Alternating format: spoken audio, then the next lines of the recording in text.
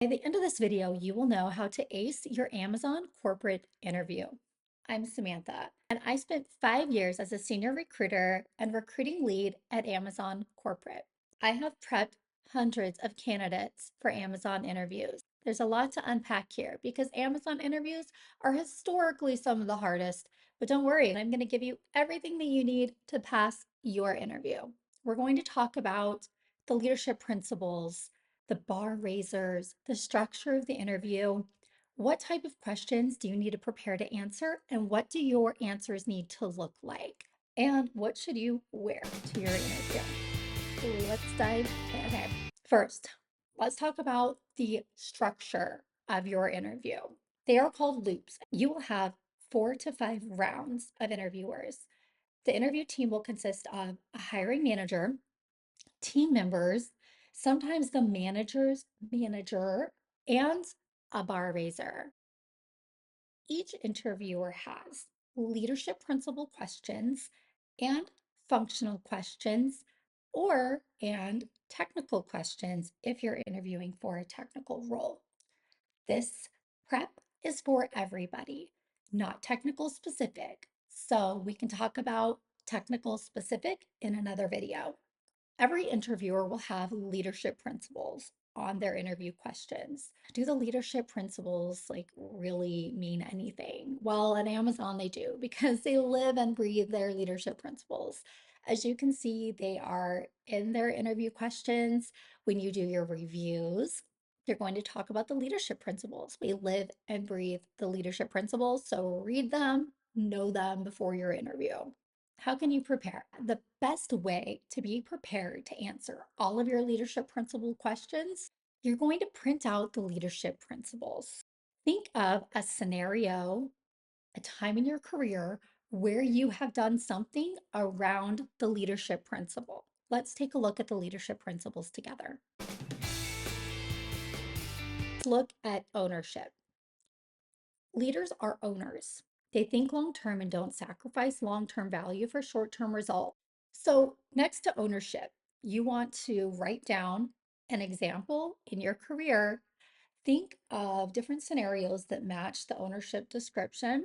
The questions come in tell me about a time when format. As long as you have an answer or scenario for each of the leadership principles, you should be able to answer any question that they give you.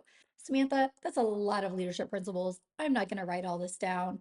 Okay, I understand. But all of these interviewers will get together after your interview and they're going to talk about your answers. And one of the things that we hear a lot, well, this candidate just had the same scenario or project that they talked about with everybody. So you might say, you know what, I worked on the last project that I had for 3 years, and that's totally understandable. All you have to do is communicate that. So say, I'm going to bring up the same project. However, this is a different scenario on that project. Because the interviewers do get together to debrief, they do talk in detail about your answers. It's super important to have different scenarios to share with them. A quick recap, print out the leadership principles. Write down a scenario for each and every one. You can skip frugality. How do you answer each of these questions? At Amazon, they want you to be as specific as possible. Here's what I did, here's how I did it, and this was the result. And if you're interviewing for a senior level or executive role, what was the impact that was made? Here's what I did, here's how I did it, this was the result, this was the impact. At Amazon, we have what's called a bar raiser. The bar raiser is making sure that we are hiring people that raise the bar. So that means, are you better than 50% of the people who are already doing the job? So that's why your answers are so important and the details are so important. You want to give data-driven answers. I increased overall sales by 50% in 1 year, which has never been done in the past 3 years.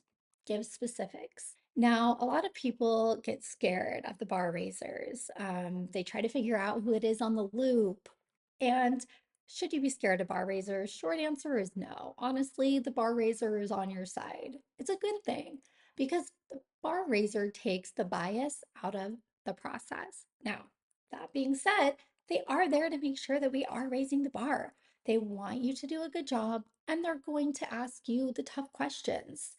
So, being equipped to answer those questions and doing your prep work will set you up for success. So, how do you prepare for a bar raiser? The same as you prepare for any other interviewer, and don't get caught up on who the bar raiser is. Trust me.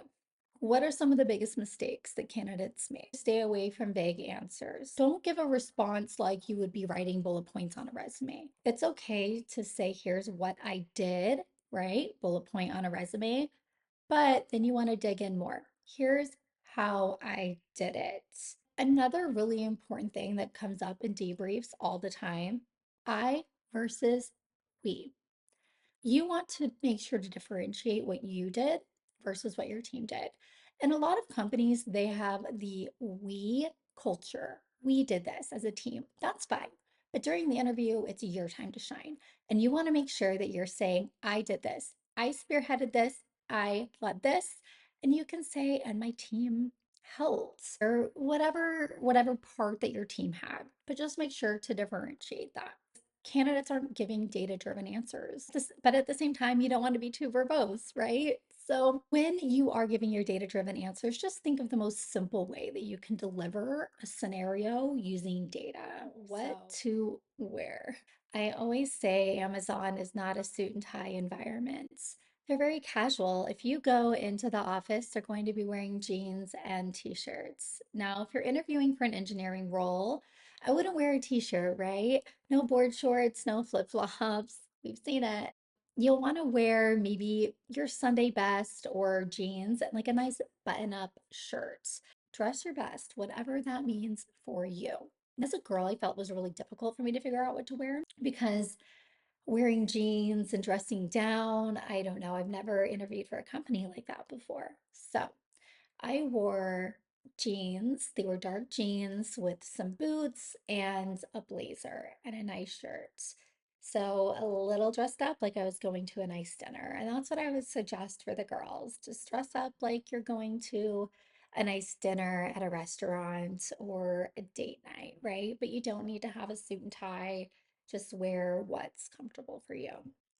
And remember, they want you to succeed. They want to make a hire. They want you to do a good job. Well, if this was helpful to you, like and subscribe for future content. And of course, drop your questions down below and we'll talk about it.